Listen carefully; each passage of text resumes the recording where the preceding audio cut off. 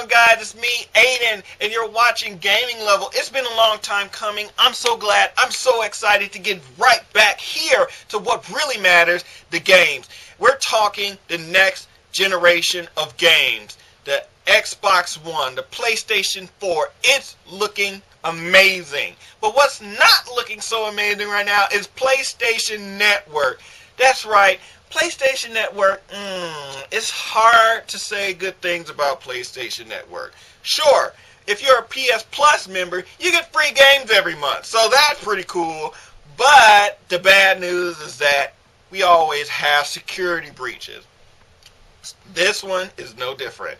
We just recently got another hacking, ta-da! Yes, we have another security breach. Microsoft, come on now, get it together. You're slipping. But we want to get into this, okay? So I wanted to talk about the security breach. Recently, this guy on Reddit has reported that there has been some security breaches where actual credit card information has been compromised, and DDoS attacks have also come into play. This isn't looking very good for Sony. Hopefully they can cover this. Everybody remember what happened in 2013 when there was a security breach and it was just massive? Yeah, we're right back to that. And let's hope that it doesn't get too out of hand, because there's probably going to be a riot. I remember 2013, my own credit card information was taken from me, and it was a hassle, okay? So hopefully we don't have to get an email from Sony talking about, ooh, you gotta change your password, ooh, this has been a security breach, blah, blah, blah. Hopefully that doesn't happen. But what did happen is the game FIFA. Everybody knows that, right? The game FIFA. Well, some user claims that he allegedly had his credit card information compromised, and the hacker bought $50 worth of FIFA points. Sony, get on top of that. We don't want unnecessary charges that we haven't made ourselves. So hopefully Sony gets on top of that. Hopefully they're working on that right now. I'm going to need you to get on top of that, because I don't want to get my credit card statement and it says PlayStation Network, boom, and have a whole list of things that I didn't pay for. So hopefully we can get that taken care of. PlayStation 4 hasn't really been getting a lot of play. I mean, let's be honest here. PlayStation hasn't had a good launch this year. And I know that the games are coming, but I mean, let's talk about Knack. Knack was visually good, but the gameplay sucked. And we also had Killzone, which I bought. Killzone Shadowfall was just a flop. It's terrible. I mean, I don't even want to talk about it. It's just sad. I mean, visually the game looks amazing, but the story is like, what? And the graphics are like, what? So it's just a whole lot of what? No, but honestly, it's just a hot mess. So Killzone, I mean, I think it's time for them to just kill the series, because I mean, everyone is confused. Nobody wants to play the game because the story isn't innovative. It's not compelling. It's just bad. So I don't know. I've been playing a lot of Resogun on PlayStation 4. Resogun is a game that nobody really expected to be so good, because it was an indie title. And yeah, sure, some indie titles are actually pretty good. But when you hear that, oh, the PlayStation 4 is going to come with Resogun, everybody's like, oh, whoop-de-doo, give me the games. And I think a lot of people, me included, was expecting the free game, Driveclub. Yeah, let's talk about that. Driveclub didn't happen. We're still waiting for Driveclub. I wish you would hurry, because I really want to play that. My thing is, Driveclub. The people that are working on Driveclub, since you have stalled and held off on this game, when it does release, better be freaking flawless. We're not talking a 5 out of 10. Alright? Get your crap together, man. Alright, moving on. I wanted to talk about the Xbox One March updates. This one is a big update. So big that I got some notes. I'm not gonna lie to you. I had to write all of these things down because I knew that I was not going to remember what the heck the updates were. I want to talk about some general changes, and I'm going to just grab this right here and be completely unprofessional. General changes are the option to disable the connect gestures while watching videos, the connect gesture and voice command tutorials. Optical audio is now supported. We are able to resume games quickly. It comes out of beta, so that's really cool. And you also have the ability to choose the value by which volume increases or decreases when using the Xbox volume up or Xbox volume down voice commands. Now, let me just talk about the voice commands. Does anybody really care about the voice commands in next-gen consoles? I mean, there are some in PlayStation 4, but nobody really uses them because they suck and they're not very responsive. Same with Connect and Xbox One.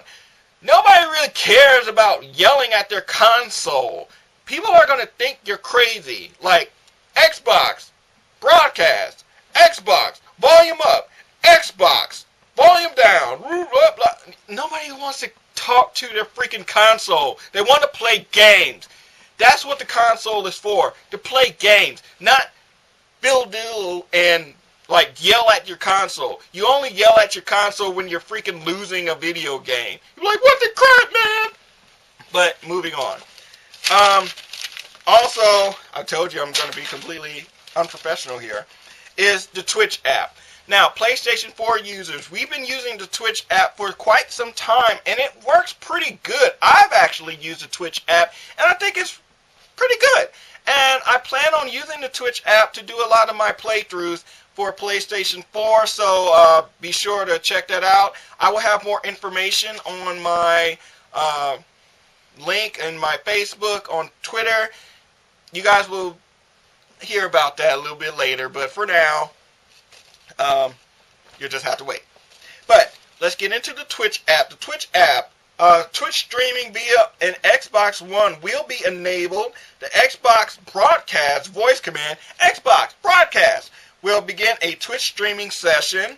As before, you will be able to view Twitch streams that are being broadcast from the PlayStation 4 and the PC, so that's pretty cool. So if you're on your Xbox One and I'm broadcasting from my PlayStation 4, you will be able to see my broadcast, which is awesome. I like that. That's pretty cool. The chat is now enabled. Now, let me talk about that. Let me pause real quick. The chat within the Twitch app is not that good. It lags a little bit, and it might have something to do with my internet connection. I don't know, but hopefully they get that sorted out. Viewers can send party invites to broadcasters and the ability to archive broadcasts, so that's actually pretty cool too. I don't think that PlayStation 4 Twitch app actually has that function. I'm gonna have to look into that, but I'll tell you next Friday. Moving on, the party app, turn party chat on, is turned on by default. So when everybody was using another voice command, turn party chat on, now you only got to worry about that. So that's good for people that actually do voice commands. Moving on, I told you this one is a big update for the Xbox One March. I'm sorry, but moving on, Xbox controller update. This one is a pretty big one. You guys might want to pay close attention to this, okay? So, Xbox One headset adapter to work with your Xbox One controller. But, here's the catch. You're going to need a micro USB cable in order to install the update. So, you might want to get out there and get one of those, okay?